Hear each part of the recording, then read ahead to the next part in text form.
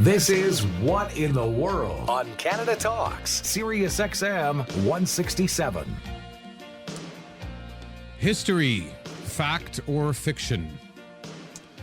Well, I guess that depends on what side of the war you're on, winner or loser, or I guess what side of history you're on. Obviously, the history books that we read when we're in school have been written by those winners of history, but these days, especially in the age of the internet, alternative historical theories are abundant, and it's actually spurred an entire new genre. Dan Brown, you're of course familiar with, but of course, other authors like DJ MacIntosh are writing about things like, I don't know, the Garden of Eden, where we came from, true stories about alchemy. All of this and more. Is it fact? Is it fiction? Today on What in the World, Sirius XM Channel 167. I'm on a train now. I'm moving through the yellow fields of gray.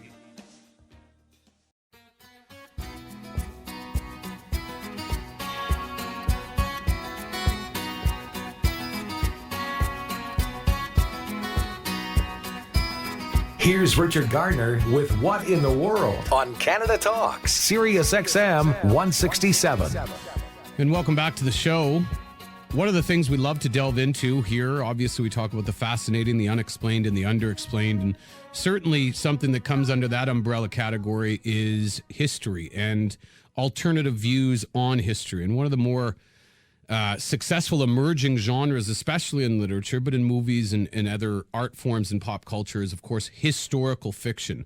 And that, of course, is, a pretty broad description, but essentially that's taking well-known history and coming at it with maybe alternative opinions or theories or perspectives on things that really happened that might not necessarily jive with the mainstream opinion. And of course, weaving in great characters in there that make for great reads and really compelling mysteries and thrillers. And right now, one of the foremost authors in that genre today is going to be our guest, and it's DJ MacIntosh. She's been thrilling readers since 2011 with her debut, The Witch of Babylon, where she introduced readers to the dashing John Madison, a rakish New York art dealer who uncovered a fabulous treasure trove of antiquities in the hills outside of Baghdad. And of course, the follow-up books to that were also just as successful. And the new one coming out now, The Angel of Eden, is, from all accounts, especially the people that have already read them, the best one of the lot. Peter Mihailovich joins as a historical researcher. Peter, you've read all three, and you've already told me before we started, this one is definitely the one that drove you in terms of not putting the book down. Yes, Richard, I've pretty much read the book all in one shot. I read it all in one night. I couldn't put it down. I'm pretty pumped. I'm pretty stoked for this. And it's great to see a local talent like Ms. MacIntosh being able to create these type of books in that genre. I thought it was an amazing book. I really did. And I wish... And these characters are obviously, again, the driving point of the fiction and the narrative that gets people interested. But it's the history that, for people like yourself and myself that get you really excited in those different viewpoints. So we welcome to the show DJ MacIntosh. DJ, how are you? Oh, I'm good, thank you. It's been a pretty wild ride for you, because obviously for people that don't know your background, let's just get into that. You come at this, let's say, a little later in the game. You had your career, and you obviously had a great interest in not only historical fiction, but specifically the area of the world that's now known as Iraq today, but Babylon, Mesopotamia. How did this end up going from just a sort of, let's say, casual interest to you writing this fantastic trilogy? Well, it's really interesting.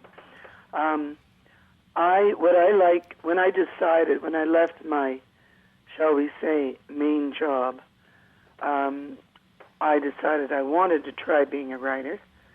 And what I liked the idea of is to write about a famous story that everyone knows. So I was trying to think about what famous story could I start with. And I thought, well, why not begin with the book of Genesis?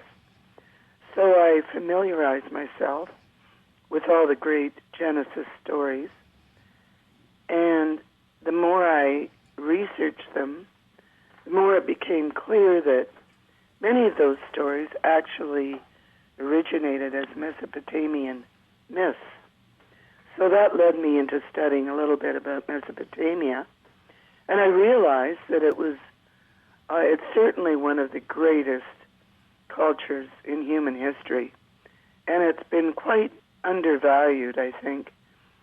People are much more familiar with the Egyptians. So I basically fell in love with learning about the culture and history of the Mesopotamians. At the same time, when I was reading about all these ancient cities being sacked and burned, the Iraq War broke out.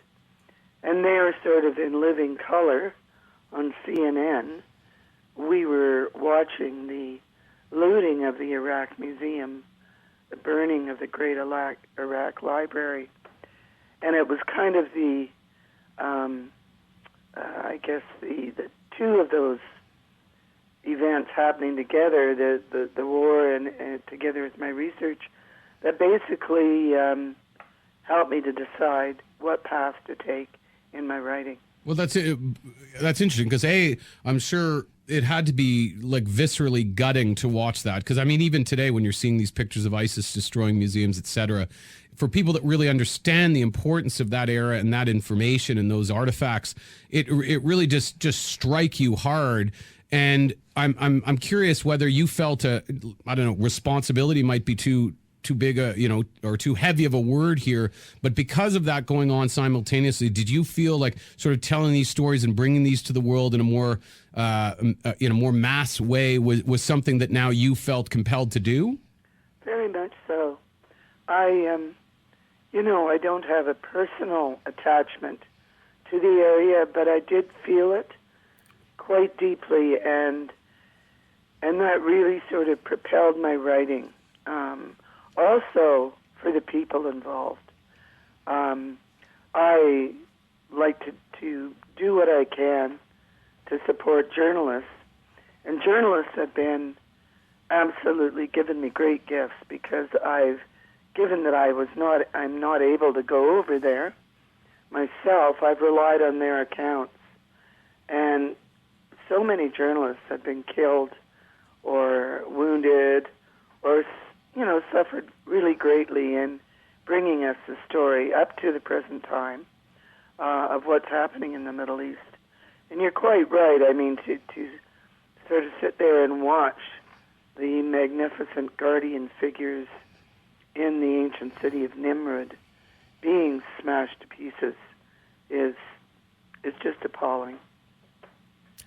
Hi, Miss MacIntosh. I wanted to ask you. I read the book, both books, and I could just imagine what it was like down there. Because myself, reading the first book, the stolen treasures from the one museum, I could imagine the plunder not just from all the museums in that area, let alone the ziggurats and the famous temples and all that. How long were you there for, and what did you see? You mean, I have never been to Iraq. Oh, okay. Oh, no, that's what I was mentioning earlier, is that I'm very, very grateful to journalists and the bloggers, because I have relied on their accounts very heavily in order to be able to write these books, because it's really too dangerous for someone like me to go there. Yes, definitely. You pretty much have to be surrounded by an army of security to be able to go there now and not be in danger. Do you find any of that interesting? Because I was talking about this with Peter earlier, that I find it interesting that this place that, again, interestingly enough, seems to have escaped real historical scrutiny as far as textbooks are concerned. And it's really only, let's say, in the last 10 years that I even heard of the Sumerian tablets or really delved into, more deeply Mesopotamia, Babylon, etc., and its real pivotal role in catalyzing the rest of societal evolution. And then all of a sudden we fast forward to this time that we're in, where it's the center of national or international attention, but for the wrong reasons, that there's been essentially this ongoing war there for, give or take 30 years now. Does any of that strike you as interesting or odd? I know that, Yeah, it does. And, I think you really, excuse me, you really put your finger on it. Like, it is incredible that is, Mesopotamia is truly the birthplace of what we think of as civilization. It was the first place where agriculture was practiced on a large scale. And the gifts that they gave us are astounding. Writing, I suppose, being the foremost. But in addition to that, the wheel, navigation, astrology and astronomy, many, many advances. Really, their advances were so great that I think of them as having made an evolutionary leap. And it's incredible to think that the start of what we might call civilization, or at least that is in our memory because it was the first that was written down, is now the focus of all this destruction. Yeah, it's beyond ironic. We're going to take our first break. We're going to come back with more with our guest DJ MacIntosh. It is What in the World Canada Talks, Sirius XM Channel 167.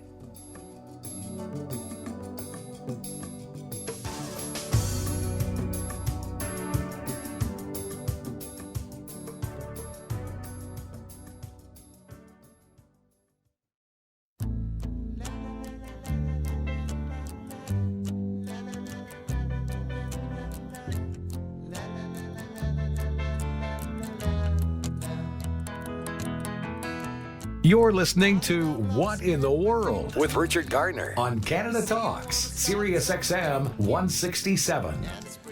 And welcome back to the show. Our guest today, historical fiction writer extraordinaire DJ MacIntosh. Her new book, The Angel of Eden, already getting ridiculously good reviews. I mean, obviously, it's always nice to see, the blurbs from various literary reviews, DJ. But I mean, when you're seeing, publications like the Globe and Mail, the New York Times, your CNNs, your Amazons giving you the praises that you're getting, I got to imagine that's a bit overwhelming. Well, it's certainly very gratifying and completely unexpected.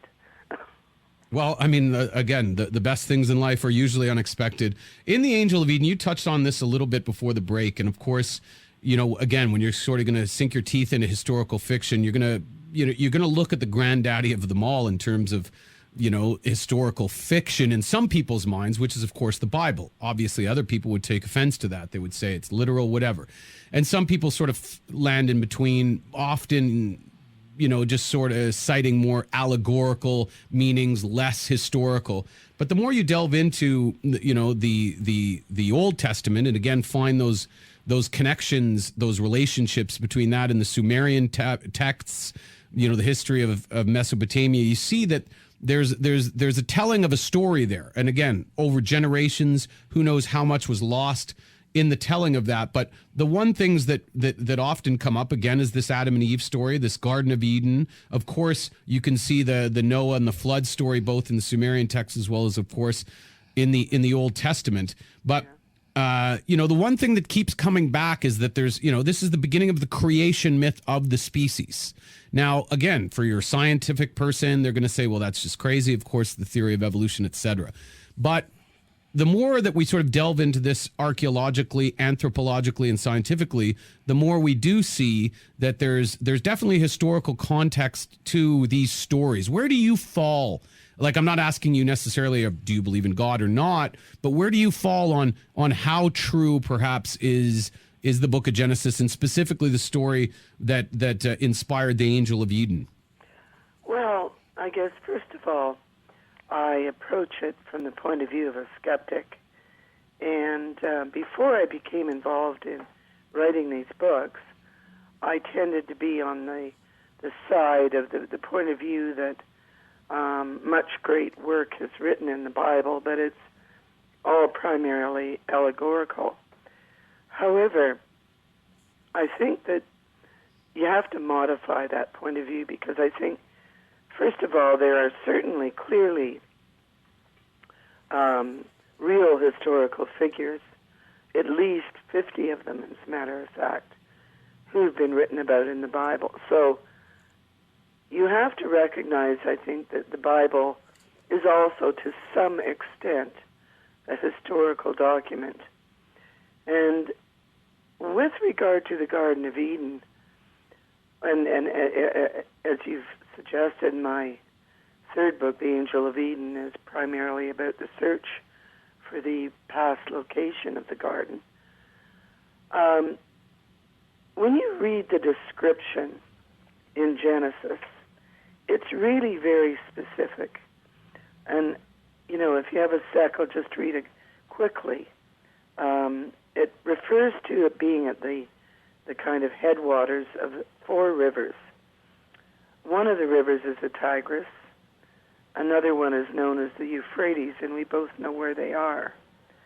But then it says, it refers to a third river, I should say, called the Gihon, and a fourth, which is the Pishon. And it's that sort of confused everybody, because no one's heard of those 2 rivers. But in the course of my research for this book, I stumbled upon the work of 2 very, very clever and talented British historians. And the first one, whose name was Reginald Arthur Walker, in the 1980s, came up with, I think, what is an extremely convincing analysis of where those 2 rivers are. And as a result of his work and another historian named David Roll, who I relied on very heavily for the research for my book, I'm quite convinced that it was actually a real location. I actually watched a documentary about the David Roll's about what he went through to be able to try to write about his theories and what he thought, and he was like a rebel in those times, and it was very hard for other scholars to take him seriously. Yeah. In terms of yourself, basically the area that we're speaking of, you know, your Babylons, your Sumerians and your Assyrians, they're pretty much the antagonists of the Bible. The Assyrians, they captured the ark, they give it back. The Assyrians especially, right, and the Babylonians. right, and the Babylonians, you know, they sacked the temple and burned it to the ground. How is it that this part of the world did not get the, I guess, the coverage? Yeah, that they should have. Well, that may be one of the reasons. That, you know, I'm not really sure. In the 1850s and the latter part of that century, when the great discoveries were being made by the British and French explorers, and also, I should add, Iraqi explorers, when they initially dug up all these magnificent ancient sites, this was worldwide news. And there were throngs of people, for example, at the British port when all of these treasures were coming back to the British Museum. And the reason for that, one of the reasons, is that people felt at the time that these discoveries validated what was in the Bible.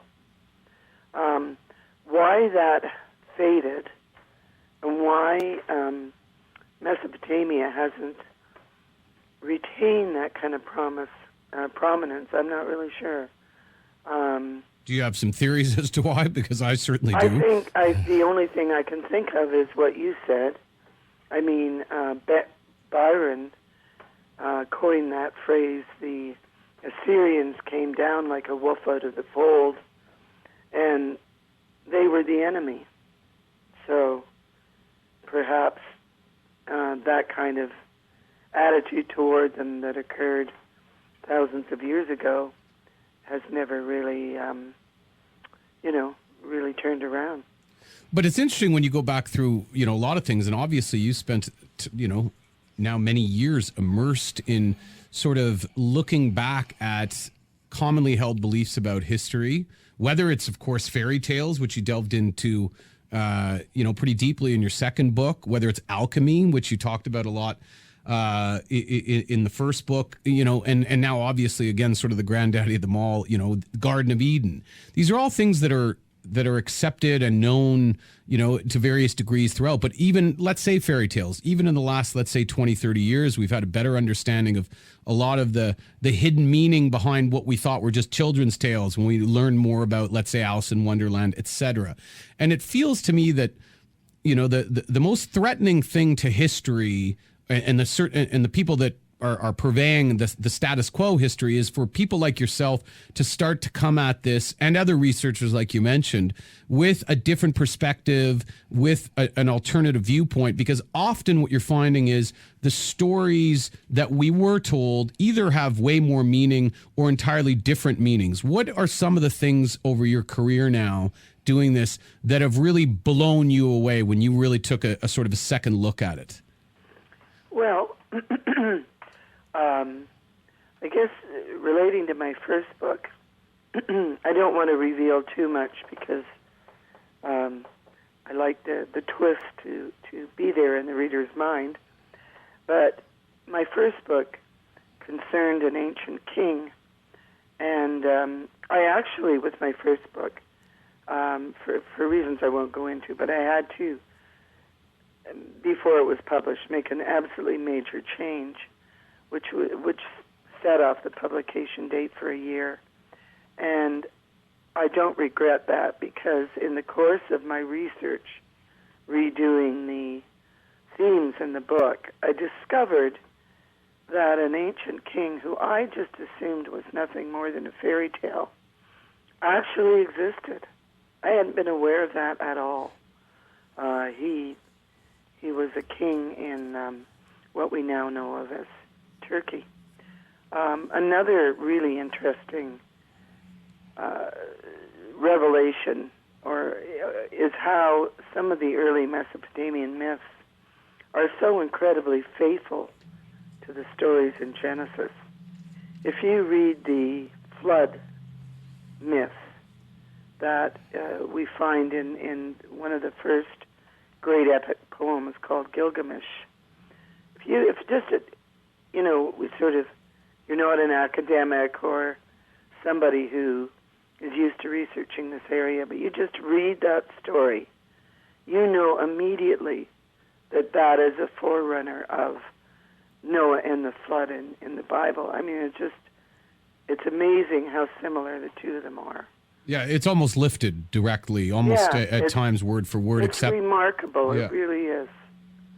And those are the types of things, though, that I would have to imagine, depending on where you start. Like you said, you start at a point of, let's say, a skeptic or whatever. But the further you go down these rabbit holes, there must be questions that come up as to why are these things not more well known? For instance, you mentioned, how is Mesopotamia so underreported, versus Greece, Egypt, etc. How is the very obvious, let's just use the word inspiration rather than plagiarism, of the Sumerian texts and creation myths into the Old Testament? How is that not more well known?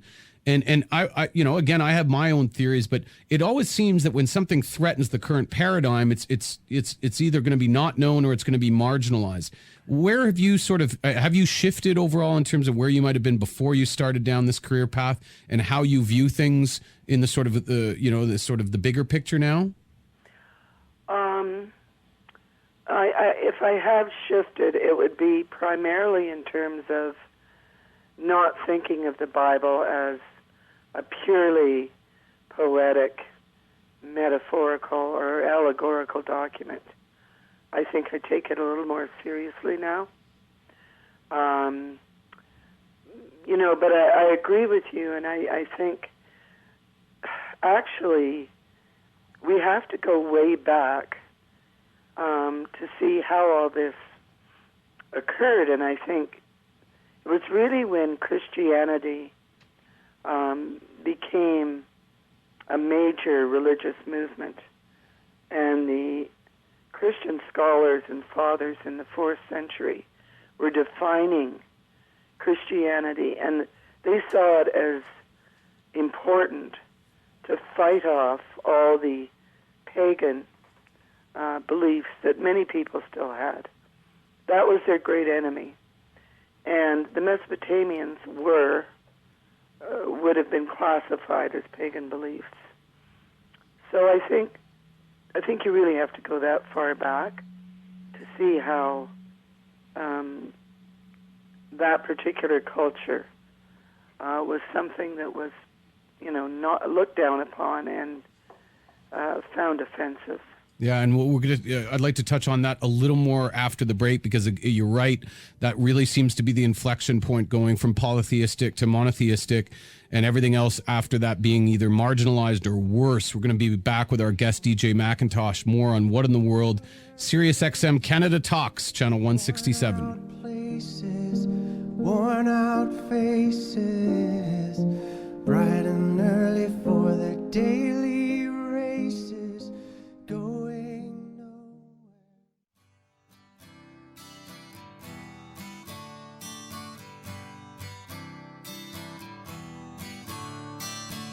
Don't you know, they're talking about a revolution. Sounds Welcome back to What in the World with Richard Garner on Canada Talks, Sirius XM 167. Welcome back to What in the World. In studio with me is historical researcher Peter Mihailovich, and of course our guest today, DJ MacIntosh, who has just come out with their 3rd book in a trilogy. This is called The Angel of Eden. Great reviews. First of all, before we continue, DJ, where's the best place? I'm guessing people can go to Chapters, Indigo Online, etc. Oh, absolutely. Indigo, your favorite independent bookstore, or Amazon, all of them. It's easily available in Canada. And it's getting, again, great reviews around North America and around the world.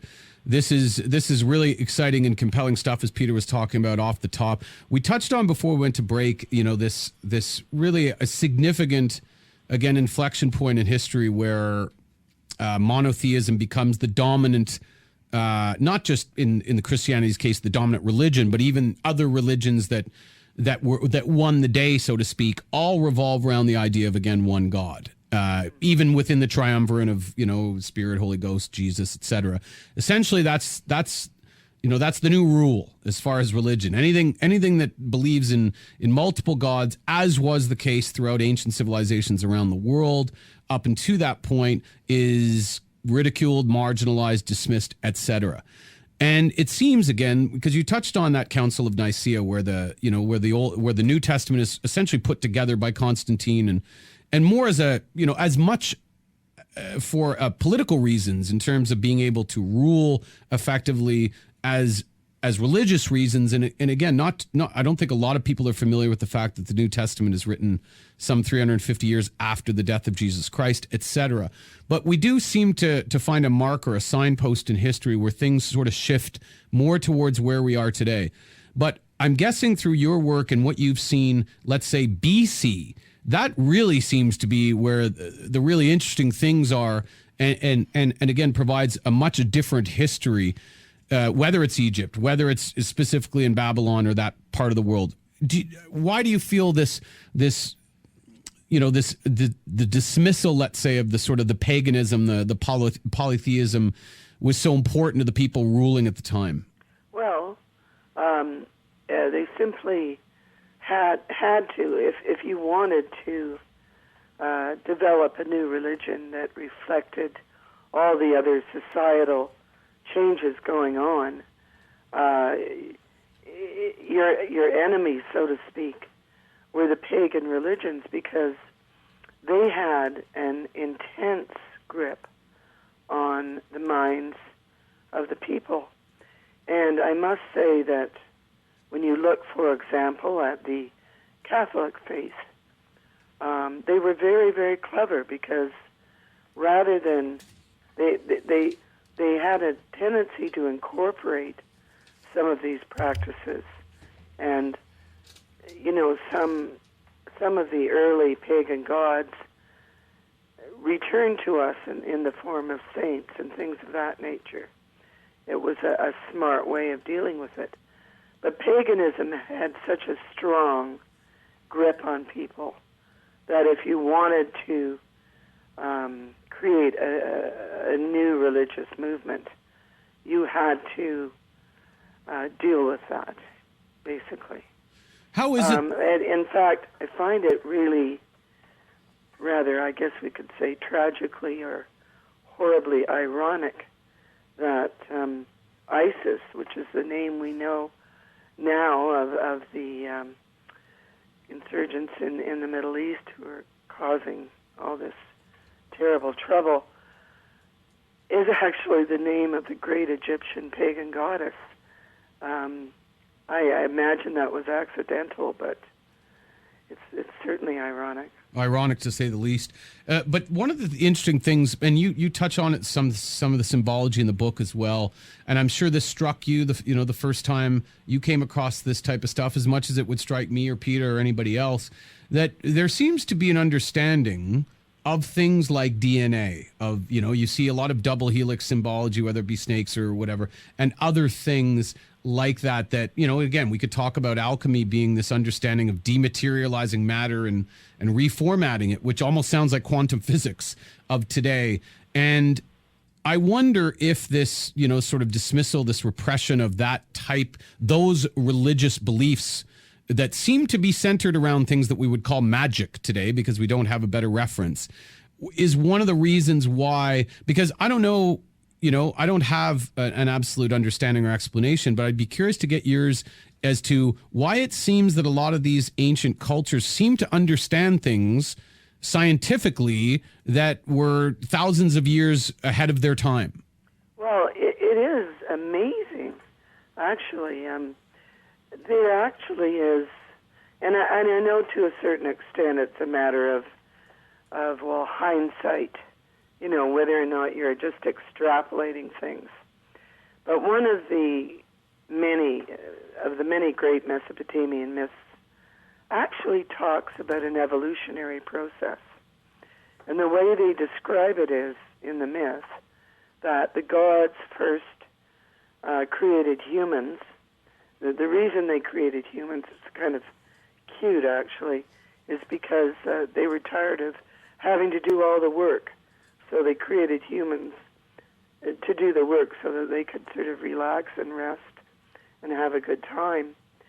But in the myth, in the discussion about the creation of humans, they talk about the fact that the first few attempts didn't work out very well. And you can just sort of see this idea of man emerging from these various evolutionary stages, if you will. So, I really agree with what you're saying. And another, just on a completely different front, they think that the Mesopotamians actually perfected a very rudimentary battery, like thousands of years ago. In fact, it was one of the items that was stolen from looted from the Iraq Museum. So there have been periods in human history where the scientific and cultural advances were enormous, and then it all seems to subside for a long time, and it's revived. But certainly, I think there's still a great deal to learn from them. For anybody out there that doesn't know, she was referring obviously to the Baghdad battery, and there's a few cool things around. Like there's a couple of other. Obviously, you want to be discerning when you're checking things out on YouTube. But the Baghdad battery seems to be accepted, and there's a couple of others that are like, what? Like this is kind of mind blowing stuff. Yeah, and all from that region. Well, I mean, to think that we still use some of their basically inventions, like the 10-digit decimal system. We still use that. Elements of their calendar. We still use an awful lot of the original conclusions and things that they came up with. Yeah, it's. I mean, this is. But this is the. Some people believe time is linear, right? Some people believe it's cyclical. Other ancient cultures, like the Hopis, the Mayans, whatever, believe that we've kind of done this before.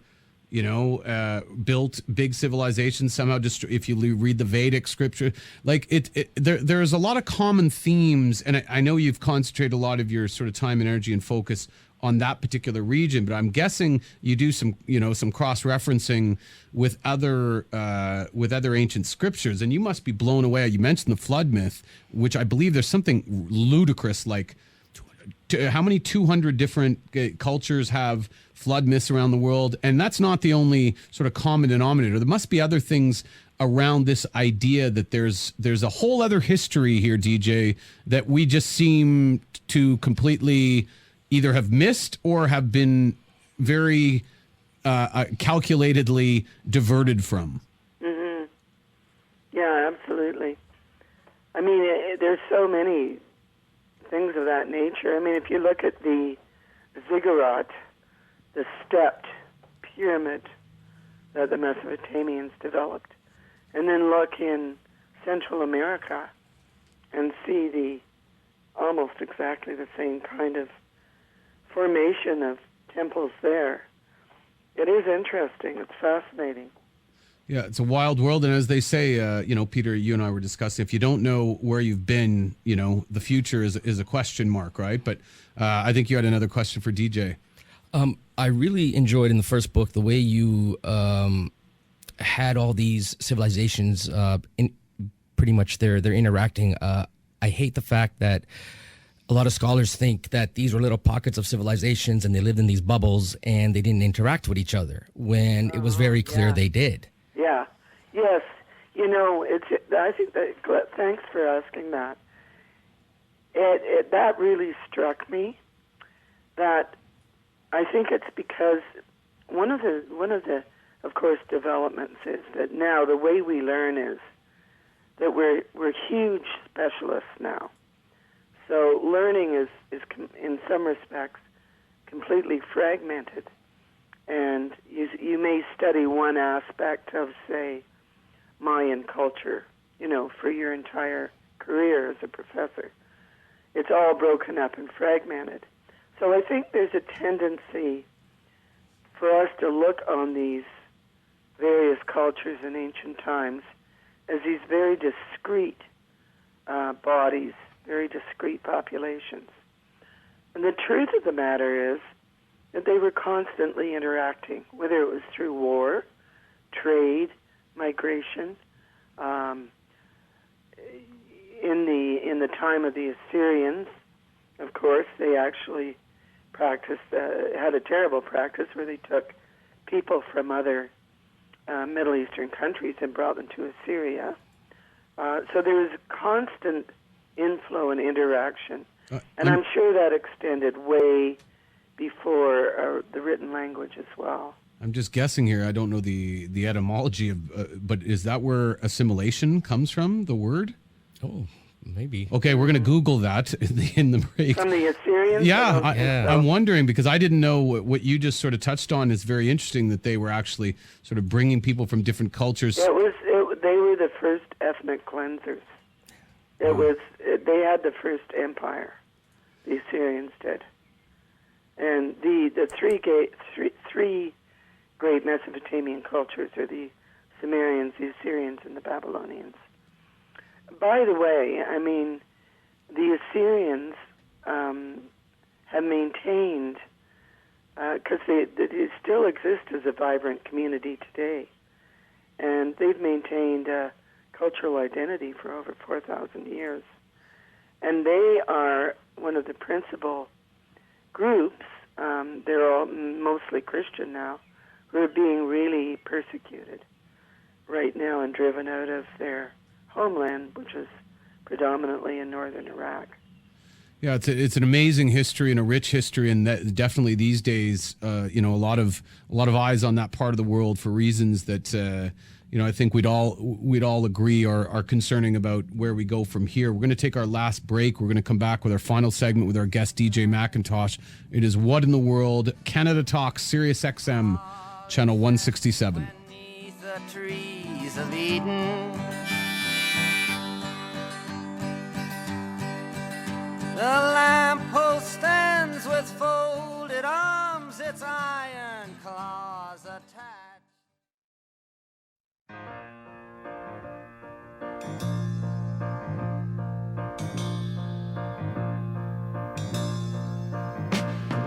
I married Isis on the 5th day of May, but I could not hold on to her very long. You're listening to What in the World with Richard Garner on Canada Talks, Sirius XM 167.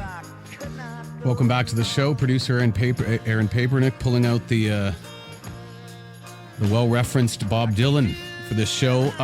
In studio with me is historical researcher Peter Mihailovich, and joining us by phone, our guest today, historical fiction writer DJ MacIntosh. And again, the trilogy is flying off the shelves and has been, of course, the new book, The Angel of Eden. You can find it anywhere where books are sold. But I think DJ touched on this before. If you can go to an independent bookstore and support a local independent bookstore, all the better. But if you're going to order it online, just Google it and you'll be able to get it anywhere, Canada, the U.S., anywhere around the world. We touched on this a little bit, DJ, but one of the things I wanted to sort of maybe even delve a little deeper into, because you'll get different opinions about anything, but specifically about let's say a new emerging trend of popularity. Obviously, Dan Brown's name gets associated with really catalyzing the mainstream interest in historical fiction with the Da Vinci Code and Angel of Demons and everything else that followed. And then there's been other people that have had great success. But it's always interesting when you see something tapped into that maybe other people thought, wow, I didn't realize there was such a hunger and appetite there. And then, of course, you get a bunch of talking heads debating as to why. And what you hear mostly from people is, well, there's just a lot of really juicy, stuff in there that makes for compelling fiction. And, you got all the elements of drama and battles and kings and secrets. And so, you throw a few characters in there and you got the workings of really compelling fiction. And, that's probably true to a degree, but I feel that it's even more than that. I'd be curious to get your input, because you've had feedback from your readers, I'm guessing in person as well as via email as well. And I think there's something more to this, that there's something deep inside of all of us, that there's this inherent knowing, maybe at our subconscious level, that we can't even necessarily touch on, but there's something that we just kind of know that this ain't it. You know what I mean? Like, whatever we've been told that there's, and of course there's people that believe everything they've been told, but there's just this sort of underlying, this undercurrent within people that kind of feels that there's way more to who we are, where we came from, than we've been told. Is that something that you find you're tapping into and perhaps sparking and growing? Well, yeah, I think there's a real hunger among people to I guess explore ideas and explore, what's the nature of the spiritual world. I think especially, we owe a lot to science, actually, and perhaps more recent science, that the more and more we start to see that we as human beings have an extremely limited ability to perceive reality, and there's a heck of a lot more out there, and I think science has shown the way on that. Some of the Zen masters, some of the early practitioners with various hallucinogens, there was an author, in fact, who I really loved reading, Carlos Castaneda, who was very much writing about that kind of thing, and that he talked about the other dimensions that existed in reality, that his protagonist was able to, under the tutorship of a sorcerer, was able to start to see. And all this sounds really airy-fairy, but now we find that physics is telling us that, well, yes, indeed, there may be more than one dimension. There may even be more than one universe. So I think it's true. I think people do have a sense that we don't know everything. As a child growing up, what most of us probably thought about the region that you're an expert in was historically maybe the Hanging Gardens, maybe Alibaba and the 40 Thieves, the 1001 Nights, Sinbad. For historical references purposes, anybody that reads these three books, it's amazing what you can get out of it other than reading your Wikipedia or your encyclopedias or any other type of references. Well, it's great to hear you. Oh, sure. What I wanted to ask you, though, was the only other maybe pseudo books that were written during the 70s and early 80s was by a man named Zachariah Stitchin. I just want to know what your stance is on that, and if you have any thoughts pertaining to that type of. Sorry, could you clarify that a little? Okay, so Zachariah Stitchin was an author, and basically he explained that the Sumerian gods, they came from outer space, planet Nibiru. Oh, right, yeah. I just want to know what your stance is on that, and are you more in terms of like Graham Hancock, where everything is about civilization and it's about an inner self? But I'd like to know about your ancient alien type of. I'm not one who ascribes to the alien theory, right. And I know that there have been a lot of novels written about angels and the Nephilim mentioned in the Bible in Genesis. A lot of speculation about who they were. I think our own world is full of magic and mystery, and that humans, stretching long before writing, even into our oral, when people communicated orally, were able to appreciate and understand the truly exciting and amazing things about our world. I don't know. It's just, I have no real basis for saying that. It's just, I'm more inclined to think that all these things are our own expressions and understandings of the world, our own world. And from that standpoint, we got about a minute left. But one of the things I find interesting is when people talk about, people writing these whether they're scriptures, whether they're petroglyphs on walls, and ascribing so much mythology to them, as though, when at a time when one out of maybe 10,000 people could write, it always seemed a bit preposterous to me that they would be writing fiction. Like, you know what I mean? Like, of course, whatever they'd be writing would be important. I'll try to make this quick, but it's kind of an important point. There's a tremendous book I read, and the authors, and I'm sorry, the name escapes me at the moment, but in any event, they said that a lot of myth originates from real events. For example, a volcano explodes, causes terrible devastation. You want to be able to warn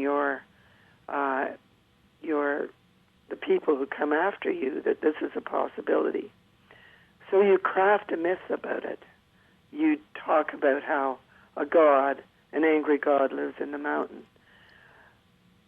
One of the compelling reasons for doing that is that it's much easier for people to remember it as a story, as an intriguing story, so that they get the warning, which is the whole point of it, about a real event that could occur, but they also get to remember it more easily because it's expressed in great poetry or as a story. Makes sense. And of course, we're telling the same stories as we were telling back then around campfires today, the hero's right. journey, etc. There's something in us that obviously keeps coming back to that, DJ, but we'll have to leave that for another show. We'd love to have you on again because, again, we could talk about this stuff for hours. The books are so good, people. Get out there. Either Google DJ MacIntosh. The Angel of Eden is the new book. You can get it everywhere. Thanks for joining us today, DJ, and we'll catch up with you down the line. Well, thank you so much. I really appreciate it. Great stuff, and that is DJ MacIntosh. Peter Mihailovich, thanks for joining us today in studio. Aaron Papernick, thanks for always. This is What in the World, Sirius XM, Canada Talks, Channel 167.